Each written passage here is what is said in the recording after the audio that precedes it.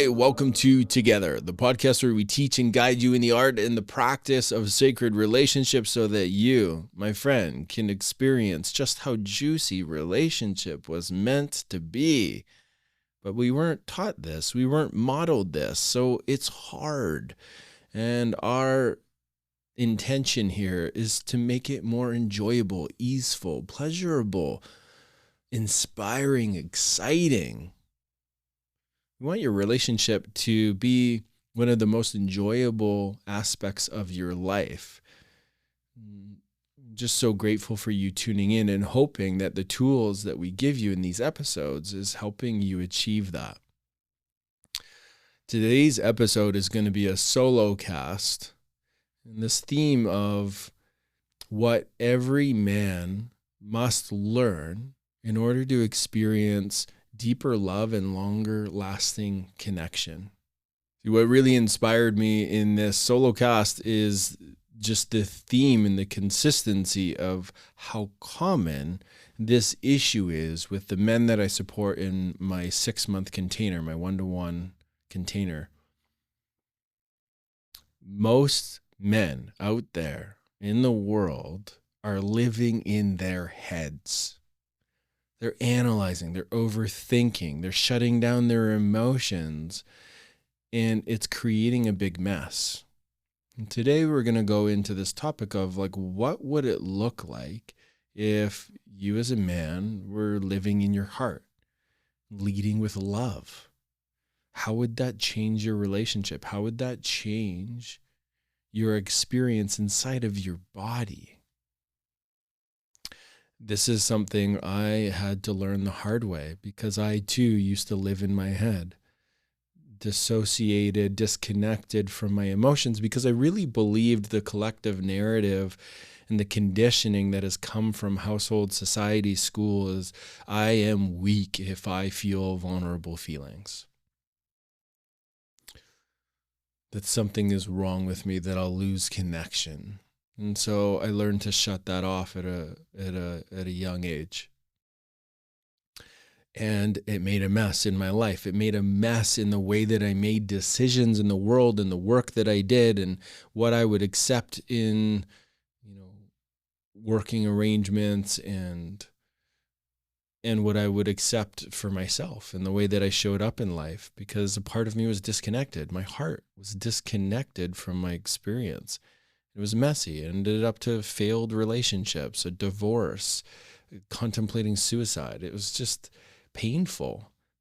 But thank God, life brought me to my knees, the dark night of the soul, which initiated me into moving towards somebody different, somebody that I hadn't experienced yet in life, who had been walking a certain walk so that they could be my guide and teach me a thing that I didn't learn growing up from school, from home, from my family system.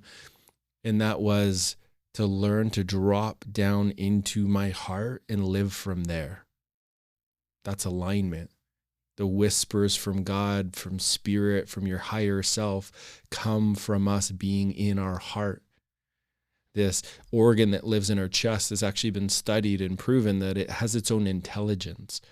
The amount of neural pathways that live in the heart is just immense. These are neurotransmitters. It's immense.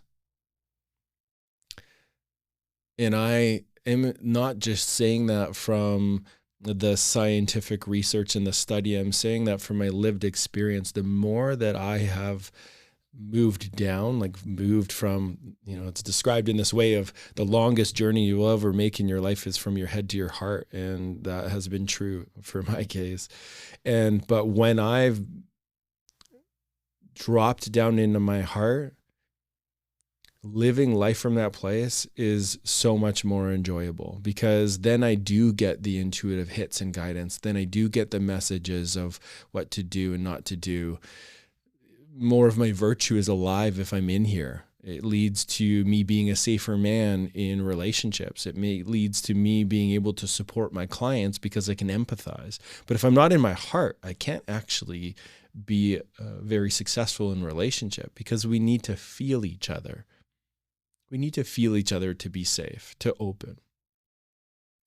So this first guide that I met really started, like the first task this man gave me was to read a book called The Language of Emotions. And he said, stop reading everything else, because I was so heady. Talk about living from the head. I knew all the information. I read all the books for over a decade, 13 years. I had studied, done courses, yet I just couldn't make progress in my relationship with myself, with my partner. With my business, I couldn't progress. And thank God he gave me that guidance, because gave me the guidance to learn about my emotions so I could reconnect to them and build a relationship and understand the wisdom of them and how important it is for a healthy system, a healthy biology. Because I started to soften all the defense strategies that kept me closed off.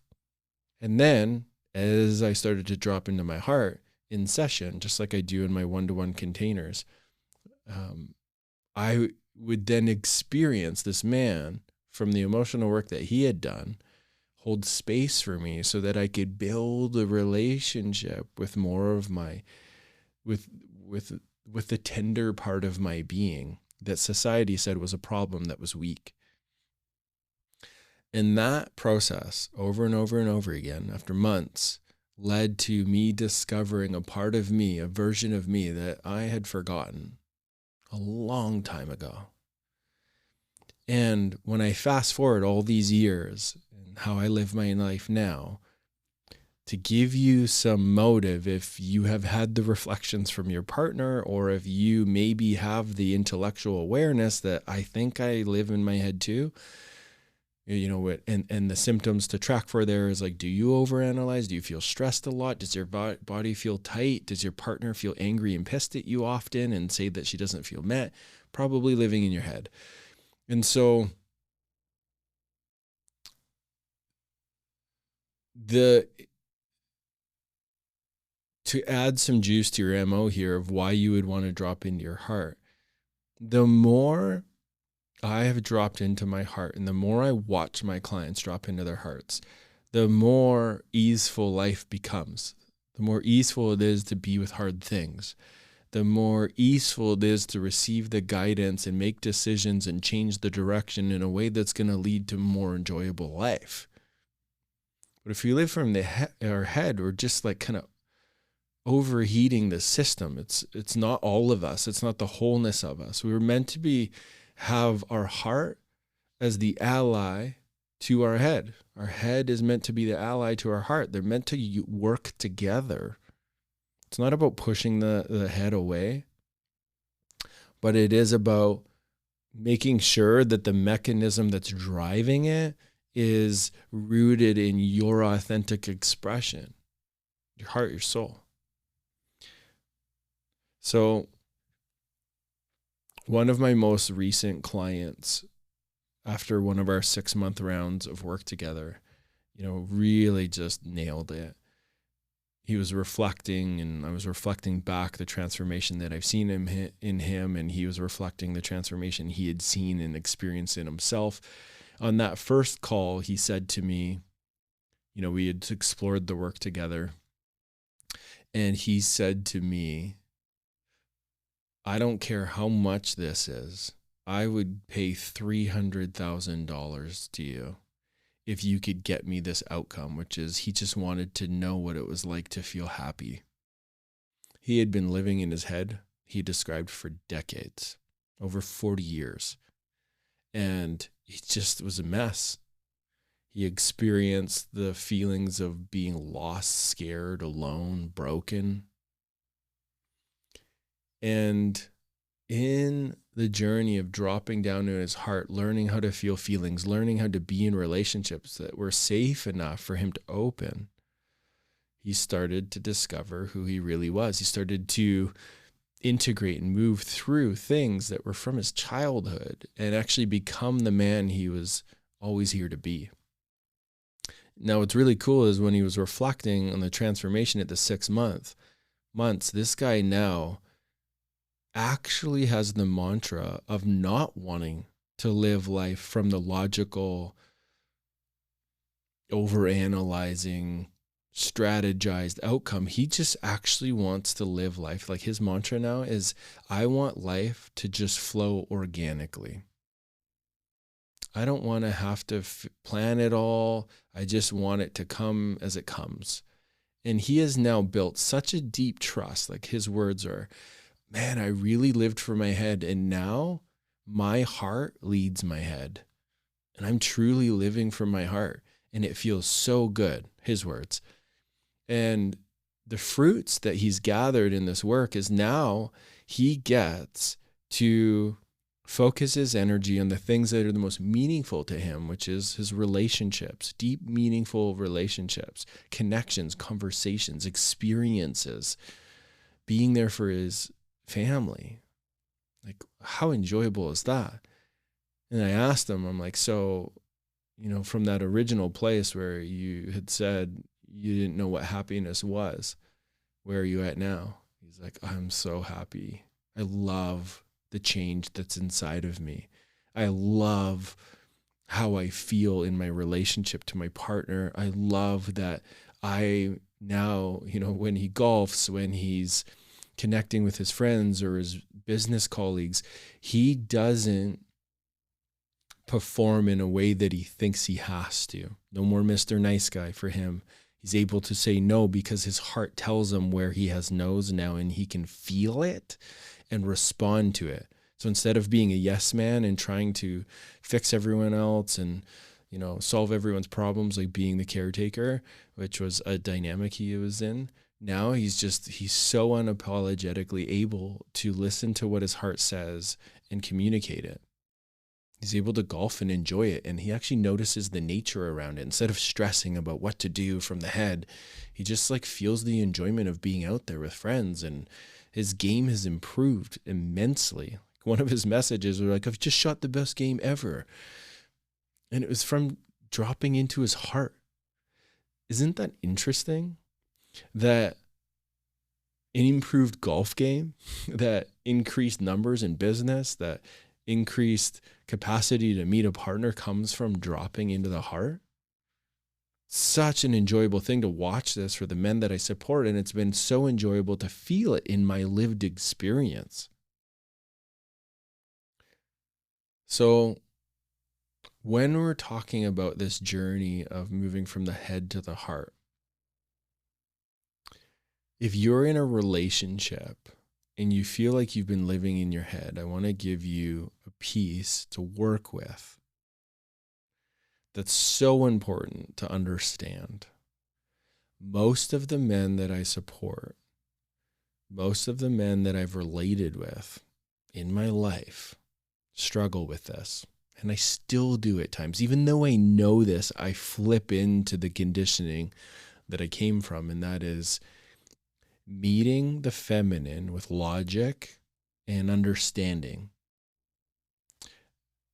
trying to almost give them all the right details and information that help them think that I'm strong, and not letting them into the deeper, more vulnerable experiences of my being because, oh God, then she might not be attracted to me or she might not trust me. And the impact of that is big. If we don't let others, this isn't just your partner, but if I'll use the partner as the example, if we don't let the feminine into our heart, if we don't lead with vulnerability and share what's inside of us that's not perfectly put together, which is a common thing I hear from men, is like, well, I don't want to share because I haven't fully processed it and I don't have all the details and I don't want to say anything wrong. And I can totally empathize, of course, because it's been scary. The whole thing of going into the heart is, yes, it's really enjoyable. I'm talking about all the good benefits and byproducts and what you get. And it's scary because the reason you've moved from your head is somewhere along your developmental experience, it hasn't been safe to be in your heart. So you learn to shut it down. But my guess is whoever you have in your life now, your partner or someone close to you, If you don't have it, I'd encourage hiring a coach, a therapist, joining a men's community, something where you can feel safe. Is move towards somebody who's actually safe and practice sharing vulnerably and opening your heart, because it will liberate you. You won't have to hide anymore. You won't have to protect yourself anymore. And if you start letting people into your heart, it will be easier for you to take up space with your voice, with your perspective, with your truth, with your needs. But if you don't, it's actually going to create more problems. The reason for this is the feminine is so good at scanning for anyone who is in their head, because they really function from feeling, from their being. Feminine energy is being in nature. Masculine energy is becoming in nature. It's very like structure oriented and logic. And we all have these qualities within ourselves, and just in the relational dynamics, the feminine is really needing to feel you. She can't feel you if you're in your head only. If your heart is not online, she will notice it and she will be pissed. This is where, and I want you to tune in if you can relate to this. The way that you'll know you're in your head more of the time is if you're receiving lots of criticism, maybe shaming, judgments, reactivity, frustration, like your partner's just like can't seem to just love and appreciate who you are. Often she's mirroring to you that you are in your head and it feels unsafe. Because if you're in your body, if you're not in your body, if you're not in your heart, and that's not leading your head, it's dangerous to them. Because then whose script are you living from? That's unsettling. Because we are really meant to build a deep relationship to our heart and then build a life around that. Following our joys, our inspirations, inspiration in spirit. You know, Wayne Dyer spoke about inspiration as in spirit. In order to connect to that energy of spirit, we need to be in our heart. We can't just think it. We have to feel it. When we feel it, then it moves up into thought, and then the resonance of those two, it feels so good. That's when we get those gut responses, these intuitive hits of like, yes, that, no, that. But we need to be in our heart. Another reason for needing to be in our heart here is if we aren't as a partner, then the feminine can't open and share and express themselves. And then that's scary because the feminine really needs to process and move energy by communicating their experience. A way to kind of capture this, or for you to maybe notice this, is maybe think of an example where someone asks you for directions. I imagine it's going to be pretty simple of like, oh, well, you just hop on Highway 6 and then you'll see lights, you turn left and then you turn right again and you're there. I'm imagining is your directions will be something like that. The feminine's version will be, okay, so when you get on Highway 6, there's this beautiful house right across the street, and it's got, they got the most amazing flowers. Oh, and they've got these like, there's there's like this herd of cows out there, and there's this one old sweet one. And it's got this horn and this little black dot that's on its belly. Oh God, I love that thing. So you're gonna want to turn right there, and then you're gonna drive, 10 kilometers, and oh my God, then you're gonna see this like old structure. It's been there and they're gonna give you the whole experience of being on that journey. Thank God. They learned that by being foragers. So when we were off hunting, they were off gathering. And in order to describe where the best crops were and the fruits and the berries and all the things, they needed to know the whole environment so they could describe it to the other women so that they could follow those descriptors through their feeling, their felt sense, and then arrive to the patch where all the things are. Men were more nonverbal, quiet, precision, on mission to get this animal and not wanting to startle it and preserving their energy because it's many, many days of in this hunt. And so we've really, through generations, been designed to just be really efficient and logical so that we could survive and so that we could bring something back to provide the village. Just to give you some context of like why are we so different? Now that we're living lives that are so resourced and we have money and safety and homes and walls and we can create any type of work and business that we want, women are really looking to be provided for emotionally, which means they really need to feel you so that they can soften and settle into the relationship so that they can be more of themselves. It's really important. And so one of the easiest ways to start practicing being in your heart, moving from your head, is just finding anything that feels vulnerable and practicing the sharing of it. So it's an example. You could even start like this, because a lot of men are like, well, I don't even know what's going on in there. Great, share that. Well, but it's not perfectly put together and I don't even know what I mean with that. Great, share that. That's vulnerable. Practice just the imperfection of whatever your experience is.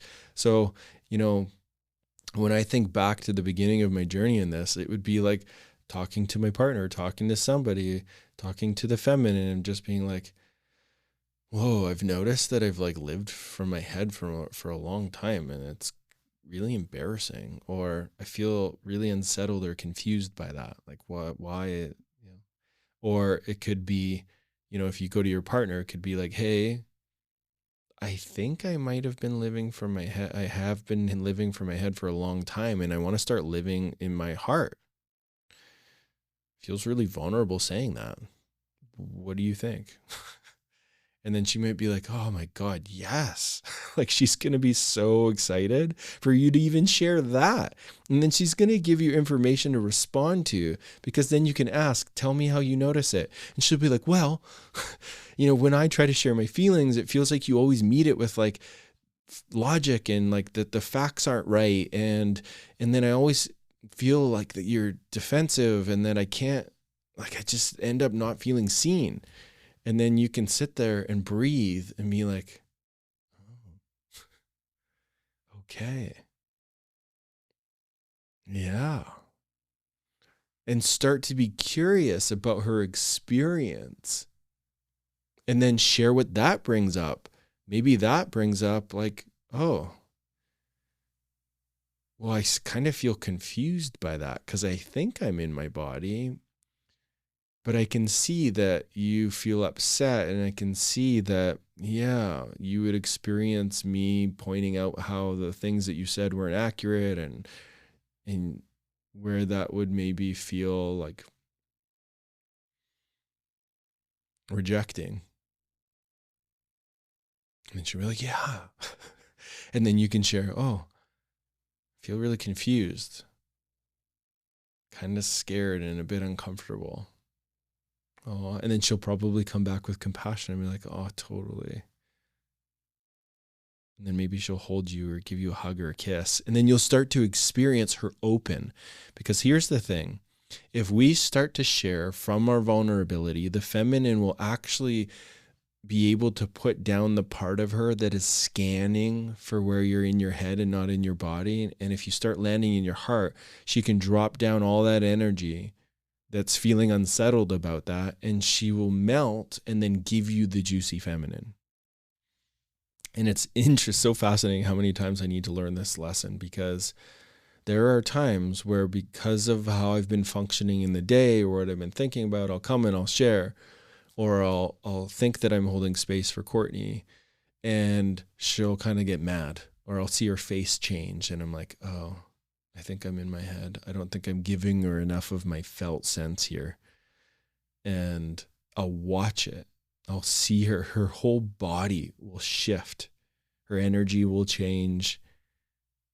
And then if I just slow down and take a breath and tune back into my heart and start to feel and then relate from there, she melts. Everything, her whole state changes. It's like, oh.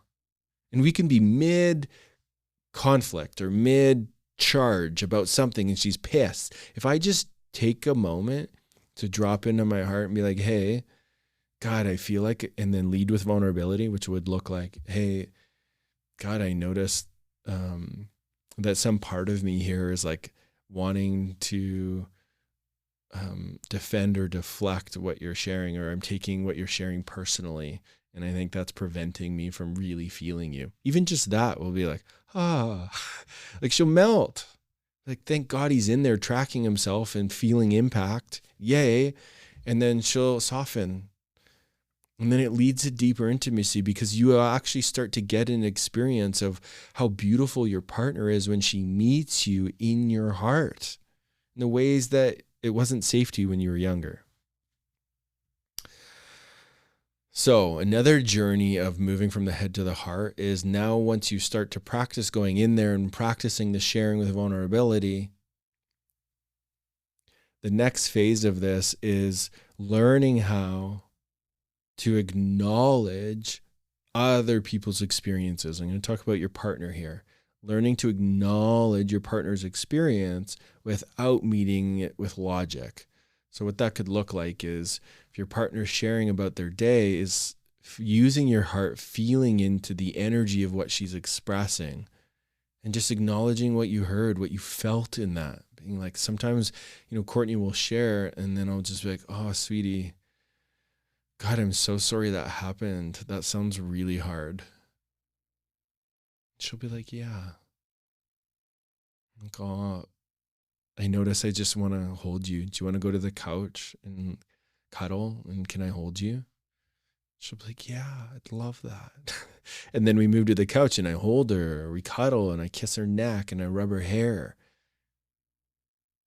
You notice what I do there? It's not when she's describing her day, me trying to fix it or meeting the logic of like, well, why did you do that? Or asking questions. It's like, that's actually going to take her out of the movement of her sharing her experience. She'll meet the logic and then she'll close off and then she'll be frustrated that the interruption of her, the movement of energy in her got interrupted. Like she'll be pissed or she'll just shut down or she'll withdraw or she'll criticize. And so for you to learn this practice, this skill, it's going to actually give you so much more available time because you're going to spend less time verbally processing as a byproduct of her being met with a heady response. Now, another way to really use your heart and practice how to use it in partnership specifically, like I really encourage you to do this for yourself. It's like giving yourself praise and recognition for the things that you love about yourself, that you love about your life, that you're grateful for. One of the quickest ways to start to build a relationship with your heart is sit in stillness and feel what you're grateful for in your life as an embodiment. Like, what has God given you that has made life enjoyable? Are you healthy? Do you have eyesight? Do you have functional moving limbs? Are you strong? Do you sleep well? Do you live in a beautiful part of the world where you don't have to really deal with, really immense poverty and like the issues of like what happens in third world countries? Like feeling your privilege, feeling how beautiful it is to breathe clean air. Having people in your life, having resources to listen to podcasts and learn about new perspectives, to shift your belief system, to live a better life. Like sit long enough till you can feel something about that. Feel what you're grateful for. And then use that overflow as you praise yourself, use the overflow and start to praise your partner. If you start to use your heart in these ways, by by letting your partner in, number one, leading with vulnerability, let your partner in. You then start to build a relationship with the feelings once you let her in and like let her feel you, the vulnerabilities. Then learning how to acknowledge your partner's experience without meeting it with logic or defending it. And then starting to shower yourself and your partner and the people in your life with praise, just those, when you learn how to do that well, your entire life will transform. Because we're really meant to live from our heart. And once you start to do that, you will experience the fruits of that. Like, the better I've gotten at living and speaking and relating from this heart space, Courtney has just melted. You know how empowering and fulfilling it is to be a man and hear statements like, no one has ever been able to meet me in this place. I have never felt this safe before. I've never felt so seen or heard or understood. Oh my God, you're helping me heal this like deep part of the relationship to the masculine. Oh, you're helping. Like, talk about fulfilling. And yes, I mess up and there's places I hurt too. But then I use my heart and I take responsibility and acknowledge her experience. And then I do my work around, whoa, what was that in my body that led to that thing where I created hurt? But then just living from this place of a feeling of empathizing, life just gets so much more enjoyable. And there's a lot of men, and this is what I'll generally attract with the men that I work with, is a lot of men are scared and don't know how to do it with the feminine. And this is why a brother of mine and we created a group called The Initiated Man. It's in waitlist stage right now. So we haven't opened the doors yet. So if you're listening to this, you're in divine timing. Go scroll down in the show notes. There's going to be a link there that'll take you to the wait list, that'll get you on there. And then you will, once the doors open, you will get an initial invitation to join. It's going to be through application. Not everyone gets to go in there because we want it to be really safe and secure and a VIP experience. But this is going to be a place where you get to cultivate, and I've needed this in my life. I've been in men's work for 10 years. That's just why I created the Initiated Man online men's community. Is this is going to be a place where you're going to get direct spot coaching. You're going to get teaching pieces and guidance and education in all these areas, but you're going to develop it in the medium of brotherhood and practice being vulnerable with other men, where the safety is going to be other men are also freaked out about it. And we get to go at the pace of what a man's heart goes at, which is slow and patient. And this is where, which I'll probably speak to in another episode, but briefly touching it, is a male's heart opens more slowly than a woman's heart, has been my experience. This is why I've focused my work to support men, because I really get it. I've been that man. And so it's easier for me to attune. A lot of women have moved too quickly, too aggressively towards a man and trying to open his heart, and it just can't happen because it's just too fast. It's too penetrative. There can be too many ouchies and hurts and criticisms, and so it's hard to even drop down in there. And this is why I created the men's circle, or the men's community, is in the medium of brotherhood. You can practice this with us, with other men who are also learning this. It's a safe space.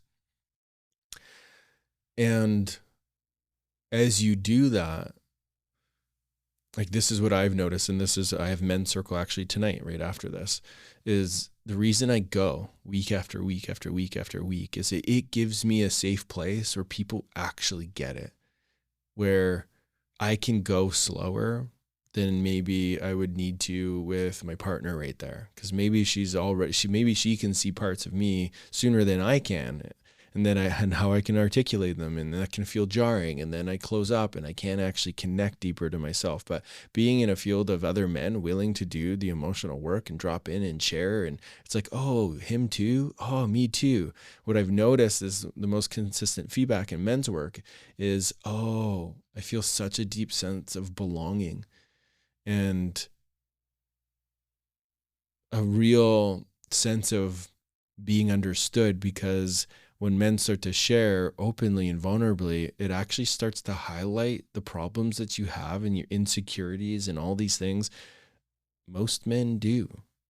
But because so many men are living from their head and don't have relationships where it's safe to go into the heart and be vulnerable, is they don't know that. And then it creates all these coping strategies like porn and numbing out and doom scrolling and drugs and drinking and watching TV and just anything to numb, because it's too painful to be with what comes up when we slow down and take away all those numbing agents.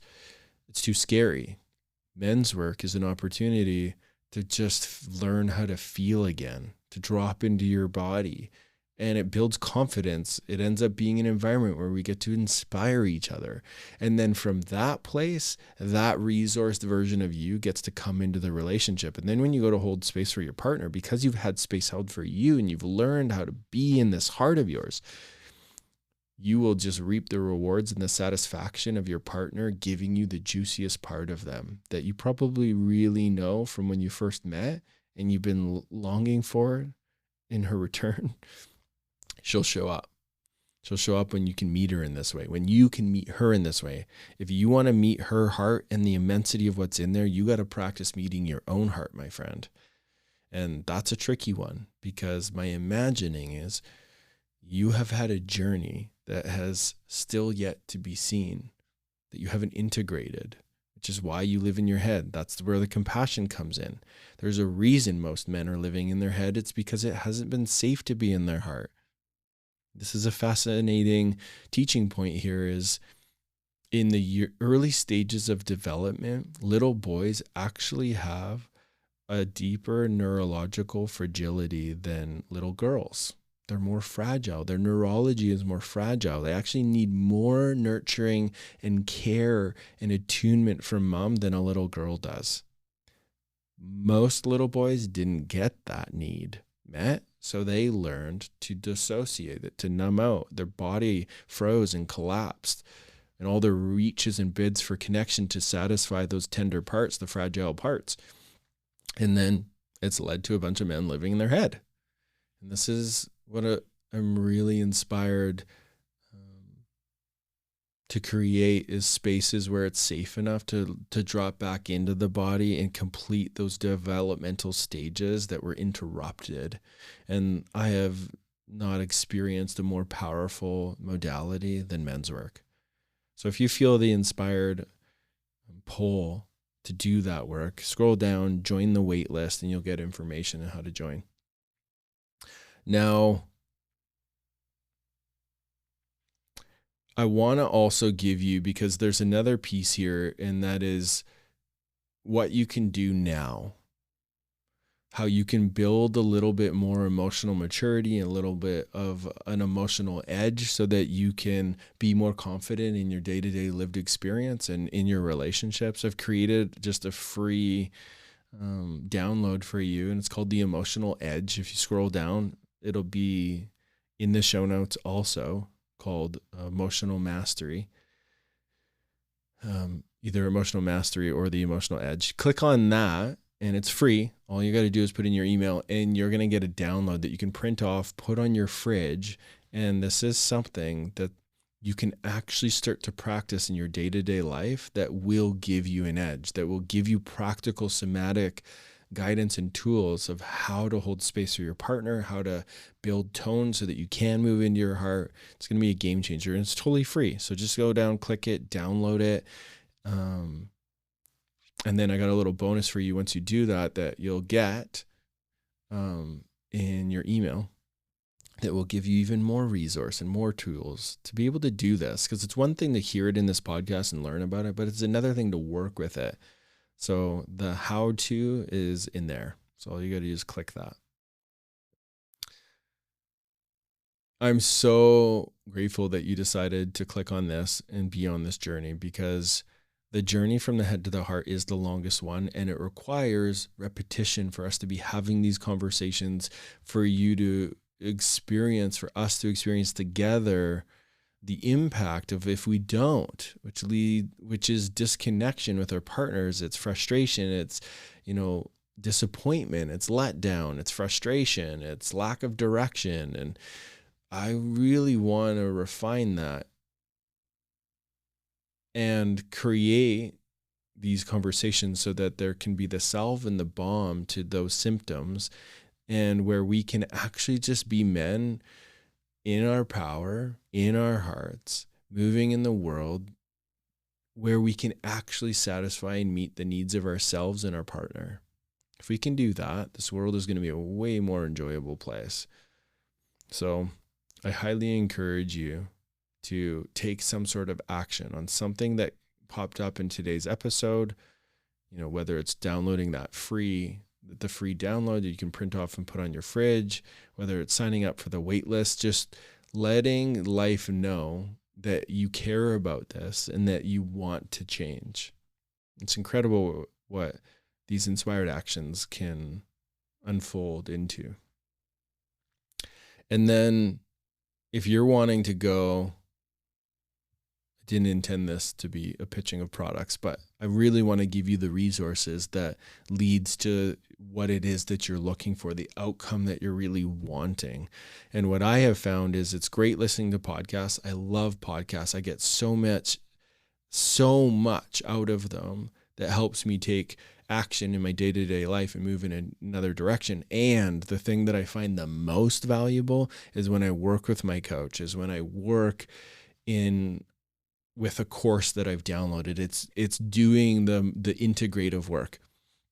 And so if you in your relationship, you're wanting help and support, Courtney and I have a Together online couples community where every other week we are supporting couples in the teachings of sacred relationships so that you can have that deep emotional intimacy, but also practices that you can put in your schedule, experience with your partner that leads to the juicy connection, the satisfaction, the pleasure that you're looking for in a communal space with other couples who are so here to do the same work. And what's really cool about it is, since we've started, we first started back in last November, and the transformation that we've seen in our couples in this community is just incredible. One of the pieces of feedback that we had just a couple weeks ago is one of the couples saying in one of the practices we were doing, they were emotional and tears in their eyes, and they were cuddling,